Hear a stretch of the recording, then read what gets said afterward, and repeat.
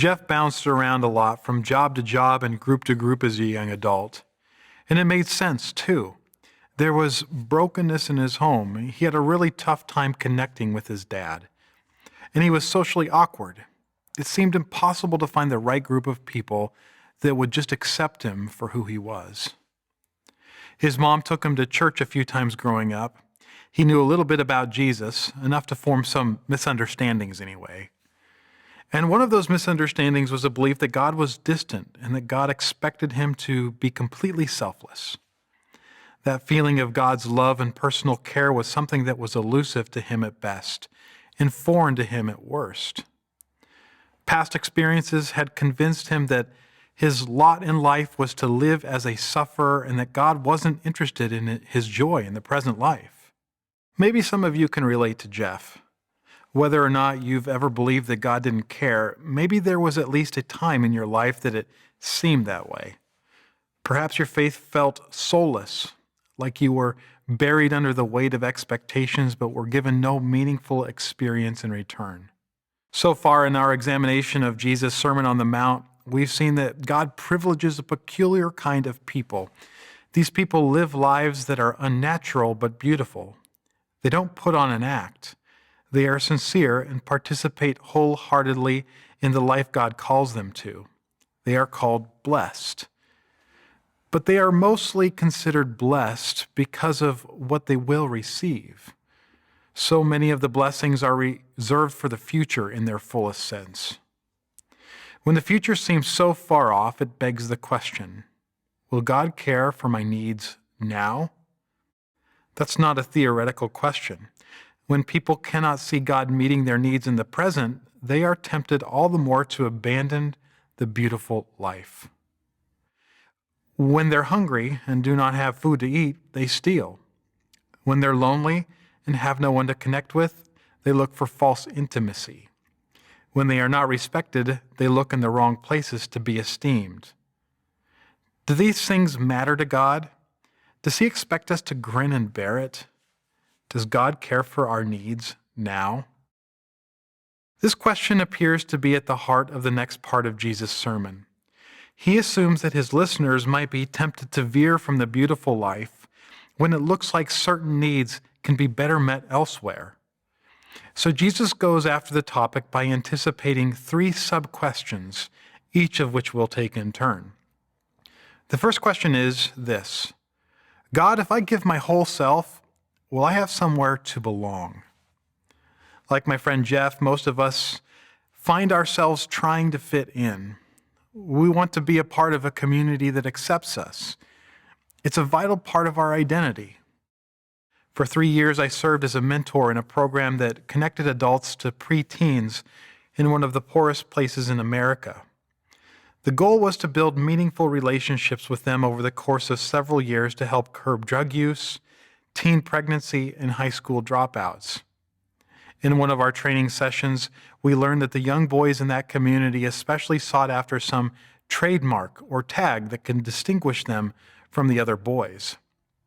It was any behavior, skill, or look that would distinguish them from the other boys and that would help set them apart to be noticed. When people aren't noticed, they look for alternative ways to belong.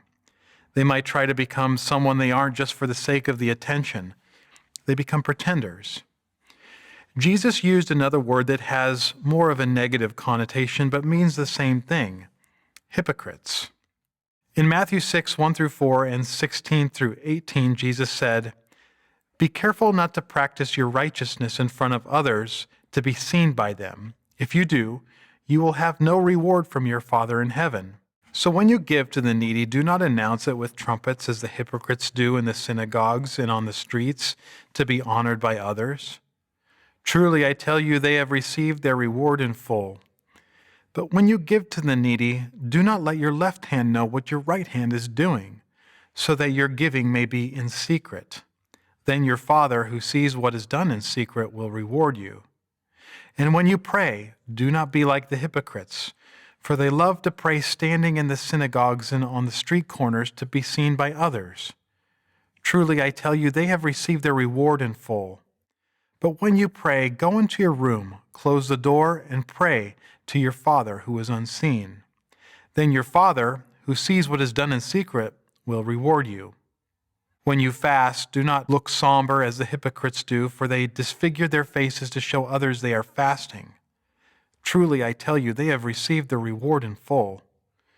But when you fast, put oil on your head and wash your face, so that it will not be obvious to others that you are fasting, but only to your Father who is unseen, and your Father who sees what is done in secret will reward you.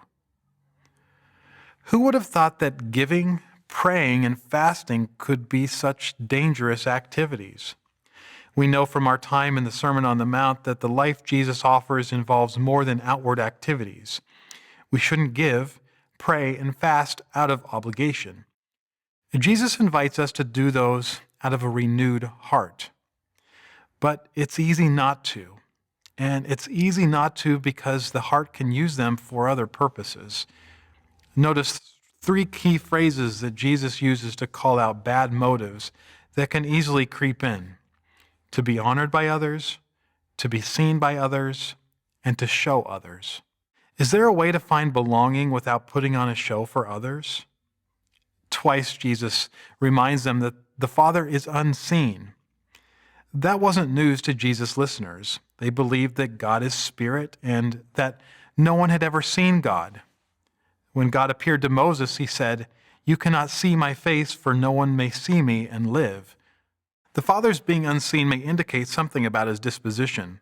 His invisibility may suggest his humble and unassuming character. That same character we see manifest in the Son, and that he invites us to copy. But the Father's being unseen also suggests where he's at. Following each of these statements, Jesus says, the Father sees what is done in secret. His being unseen is the basis by which he can see into the unseen. And it's in this secret place where we are invited to have true belonging with the Father, who sees our hidden acts of charity, prayer, and mourning. He will reward you, Jesus says in all 3 instances. But given the context, the reward may be less about the prize and more about the recognition. God, if I give you my whole self, will I have somewhere to belong? Well, you will have someone to belong to. You'll have someone who truly understands you and sees you, and that's better. A recent trend in adoptions has been the Adoption Day photo. Families at courthouses will gather together with a new family member for a picture with signs that say things like, "I was in foster care for 800 days, but today I am adopted." Apparently, even the judges are getting in on the action with signs that say, "Today I saw a happy ending." What a beautiful story they tell. We can have that kind of story too. We don't have to try to be someone on the surface to gain the approval of others. We can live wholeheartedly for God and serve him in the secret places where he sees us, recognizes what we've done, and welcomes us to belong to him. The second question is this: God, if I give my whole self, will my basic material needs be met? That's a question that makes a lot of sense given what Jesus said earlier in the sermon. If anyone wants to sue you and take your shirt, hand over your coat as well. Give to the one who asks you, and do not turn away from the one who wants to borrow from you. Granted, Jesus never says how much we're to give or loan to the one who asks, but if someone lives on the basis of this kind of generosity consistently, they might have legitimate concerns about providing for themselves, let alone the rest of their family. One might be tempted to believe that doing some special favors for God will result in some financial return. Someone else might be tempted to put all their money in savings and resist giving to those in need. And others might find themselves in a constant state of anxiety. So, what should we think when the prospect of having our present needs met by God feels dim? First, Jesus invites us to trust that God hears us when we pray. Let's read Matthew 6, 5-15. "And when you pray, do not keep on babbling like pagans, for they think that they will be heard because of their many words. Do not be like them, for your Father knows what you need before you ask him." This then is how you should pray. Our Father in heaven, hallowed be your name. Your kingdom come, your will be done, on earth as it is in heaven. Give us today our daily bread, and forgive us our debts, as we also have forgiven our debtors. And lead us not into temptation, but deliver us from the evil one. For if you forgive other people when they sin against you, your heavenly Father will also forgive you. But if you do not forgive others their sins, your Father will not forgive your sins. In Matthew 6:5-15, Jesus offers a very simple prayer in contrast to outsiders who babble, believing their many words will be heard by God. It's not clear what kind of background is in view here. Some say Jesus was referring to the practice of outsiders naming all of their gods and titles in order to ensure address. Others say Jesus was referring to the belief that the longer and louder a prayer was, the better chance it had of being heard. Whatever the background of the babbling, Jesus' response was to give his listeners a simple prayer. It covered all the bases: an expression of hope that God would be honored through the coming of his rule, a request for material needs represented by bread, a plea for forgiveness grounded in their own forgiving, and a request for spiritual protection. And the prayer is simple because God already knows our needs, Jesus says. That doesn't mean that the prayer is not needed. James 4:2 says, "You do not have because you do not ask God." We should take that statement at face value. It means that we can count on God to hear us without having to say special words or put on a show. Second, Jesus invites us to take an honest look at our relationships with wealth. In Matthew 6:19-24, he says, "Do not store up for yourselves treasures on earth where moths and vermin destroy and where thieves break in and steal, but store up for yourselves treasures in heaven where moths and vermin do not destroy and where thieves do not break in and steal. For where your treasure is, there your heart will be also. The eye is the lamp of the body. If your eyes are healthy, your whole body will be full of light. But if your eyes are unhealthy, your whole body will be full of darkness. If then the light within you is darkness, how great is that darkness? No one can serve two masters. Either you will hate the one and love the other, or you will be devoted to the one and despise the other. You cannot serve both God and money." Do not store up for yourselves treasures on earth, Jesus says. This kind of storing up doesn't last. And it turns out that it tells us where our hearts are really at. The accumulation of wealth has a sly way of taking hold of our hearts and becoming our masters. We might serve God with our lips, but our emotions and actions could say otherwise. Jesus doesn't mince words when he cautions his listeners about the danger this is to the one who wants to live wholeheartedly for God. The eye is the lamp of the body. If your eyes are healthy, your whole body will be full of light. But if your eyes are unhealthy, your whole body will be full of darkness. If then the light within you is darkness, how great is that darkness?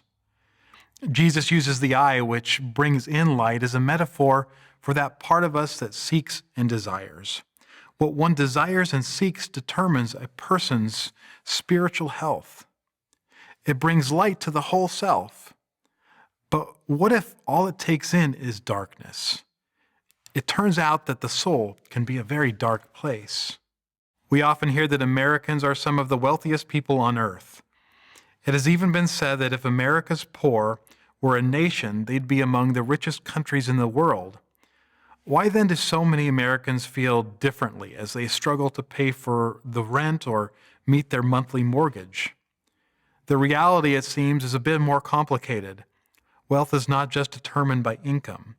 Cost of living, geography, and access to health care all play a part in determining needs. But one thing that sets Americans apart is the amount of money they spend on stuff. One study found that the average American spends almost $18,000 on non-essentials a year. Is it possible that we've overlooked the extent of our desire to accumulate non-essentials in our financial decisions? Jesus isn't telling us that we ought to be poor or that we ought to not have wealth, but he does tell us that what we do with our money reflects the condition of our souls. The truth is that God may not meet all of our present wants, but we have to maintain a healthy distinction between real needs and simple desires if we want to put ourselves in the best position to see Him meet the former. Lastly, Jesus invites those who struggle to believe that God will meet their present needs to see God's care. In Matthew 6:25 through 34, He says, "Therefore I tell you, do not worry about your life, what you will eat or drink, or about your body, what you will wear. Is not life more than food, and the body more than clothes? Look at the birds of the air. They do not sow or reap or store in barns, and yet your heavenly Father feeds them. Are you not much more valuable than they? Can any one of you by worrying add a single hour to your life? And why do you worry about clothes? See how the flowers of the field grow. They do not labor or spin, yet I tell you that not even Solomon in all of his splendor was dressed like one of these. If that is how God clothes the grass of the field, which is here today and tomorrow is thrown into the fire, will He not much more clothe you, you of little faith? So do not worry, saying, what shall I eat? Or what shall I drink? Or what shall we wear? For the pagans run after all these things, and your heavenly Father knows that you need them. But seek first His kingdom and His righteousness, and all these things will be given to you as well. Therefore do not worry about tomorrow, for tomorrow will worry about itself. Each day has enough trouble of its own." Jesus does not promise that trouble will go away. On the contrary, He hints that we should expect it. But each day God has given us to extend our breath is another day He has provided for our needs. Sometimes it's just a matter of perspective. If God cares for small things like the birds, and He does, certainly He cares about us. A day will come when God's peculiar people will be fully comforted. Their needs will be met beyond all measure. That's not this season. And yet God has not abandoned them either. The signs of His care are all around us.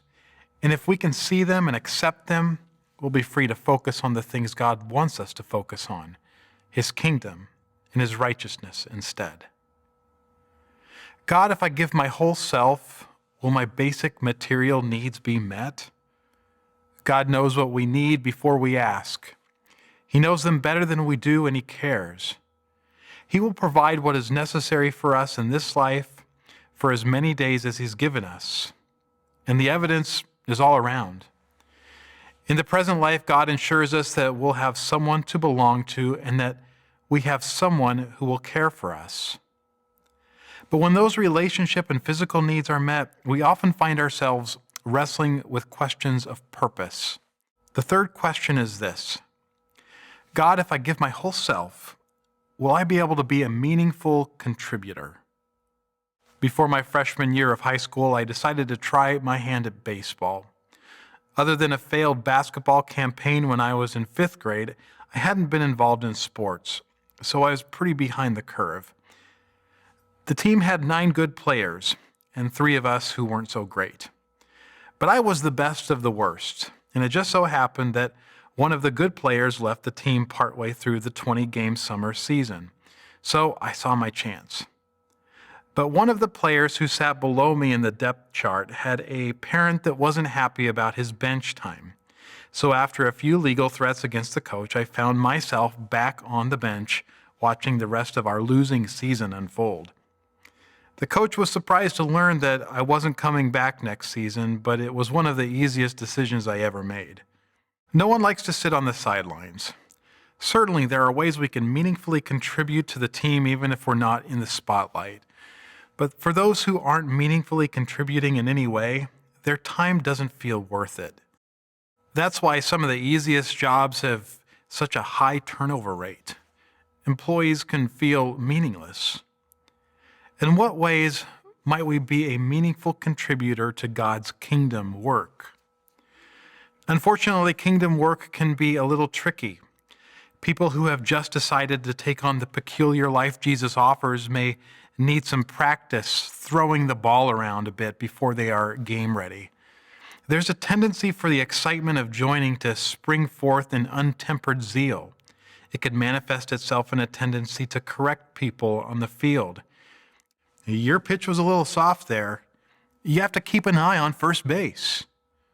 Or maybe it shows up in attempts to assess people on the outside. Why aren't you playing baseball? You should really be doing something with your life. This is a great way to get involved. Wary of these very things, Jesus said this in Matthew 7, verses 1 through 6. Do not judge, or you too will be judged. For in the same way you judge others, you will be judged, and with the measure you use, it will be measured to you. Why do you look at the speck of sawdust in your brother's eye and pay no attention to the plank in your own eye? How can you say to your brother, let me take the speck out of your eye, when all the time there is a plank in your own eye? You hypocrite! First take the plank out of your own eye, and then you will see clearly to remove the speck from your brother's eye. Do not give dogs what is sacred. Do not throw your pearls to pigs. If you do, they may trample them under their feet and turn and tear you to pieces. Like the word trunk, which can refer to many things, including an elephant's nose, the body of a tree, or the storage in the back of your car, the word judge has multiple meanings. It can mean to select something, to think about something, to decide something, to express an opinion about something, or to condemn. When Jesus warns his listeners not to judge, he most certainly means the last. It's not our business to decide a person's final fate or tell them where they are going. That's God's role.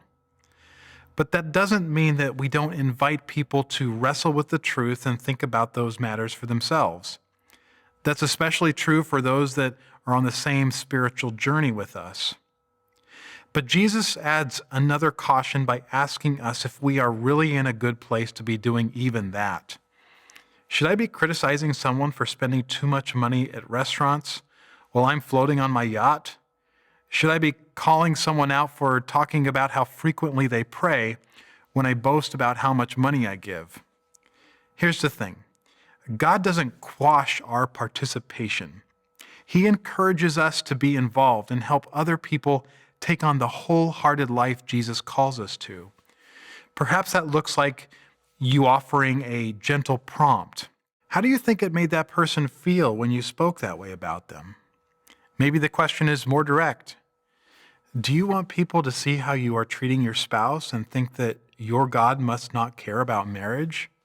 But God wants us to carefully assess ourselves and strive to be the best possible place before speaking into other people's situations. The Apostle Paul said it similarly. Brothers, if anyone is caught in any transgression, you who are spiritual should restore him in a spirit of gentleness. We teach people a lot more about God by the way we act than the words we say. And when those don't match, it can cause a great deal of harm. And yet some circumstances require even more wisdom. In one of the most mysterious statements in the Sermon on the Mount, Jesus says, do not give dogs what is sacred. Do not throw your pearls to pigs. If you do, they may trample them under their feet and turn and tear you to pieces. Teachers have long tried to discern the meaning of this puzzling metaphor. What are the pearls? What are the pigs? What are the dogs? Context is king, and the likeliest solution to this mystery connects what is said here to what comes before it. One of the most valuable things we can give someone is good counsel that leads them to live the whole life Jesus is sharing with us. But the hard truth is that not everyone is keen on receiving it. The invitation of Jesus can threaten a person's way of life. It exposes the adultery, idolatry, and dehumanization of their hearts. It confronts a person in their most personal space. And if that kind of life is not selectively shared, we should expect the recipients of this knowledge not only to trample the truth, but trample the messenger as well. Apparently, Jesus didn't think that was a good idea. For several years, I was a substitute teacher, And on a couple of occasions, I filled in for a fellow classmate of mine in college. She and I had different worldviews, but she was friendly and we had a positive working relationship. Another friend of mine who was a fellow Christian happened to have a daughter in her class. We ran into each other at a gas station and she started to talk about the instructor and some of the content she was teaching her daughters. She told me that she had reached out to the teacher to criticize some of her secular viewpoints. I had the highest respect for my friend, but some of her words didn't sit right. Did she really expect anything different in a public school setting? Did she believe that her wisdom would be received, let alone understood by the teacher? We live in challenging times. Everything is public today, and news travels fast. That makes it hard for people belonging to Jesus to have conversations in closed circles. But that doesn't mean that we still shouldn't try. That's because there are at least parts of Jesus' invitation that will be taken and twisted, and the church will suffer unduly when it is not wise enough to keep those parts in-house. I imagine that the matter of sexuality comes chiefly to mind for some of you. Sexuality has become an identity marker and a symbol of freedom today, and that may be in part because so many people have been terribly treated and abused who have embraced what have been considered alternative positions, historically speaking. Today, public opinion has swung the other way, and people are being kept from the love of God because outsiders are shaping the message of God's people into something that it's not. I'm not suggesting that it's time for followers of Jesus to withdraw from public participation in any way, as some are advocating today. Jesus calls God's people the light of the world in this sermon. They aren't meant to hide. But on some occasions, it might be wise to heed Jesus' advice here and say, those are internal issues we wrestle with, and we really don't have a public statement for that. Jesus' cautions against correcting are loud and clear, but his encouragement to participate in God's invitation to a beautiful life is still there. We can and should be a meaningful part of God's kingdom work, and we should continue to find more and more ways to welcome people into this beautiful life he has for us as we take it on more and more ourselves. The inheritance to come sounds wonderful, but does God care for our needs now? Will he provide for us physically, relationally, and help us fulfill our potential? This season of our journey is not an easy one, but God has not abandoned us to fend for ourselves. When our needs threaten to derail us, God invites us to trust his provision and put our spiritual journey first. Remember my friend Jeff? I didn't really get to know Jeff until one of his roommates came forward and expressed concerns about some of the sin in his life. I was Jeff's group leader at the time, and the roommate wanted me to correct him.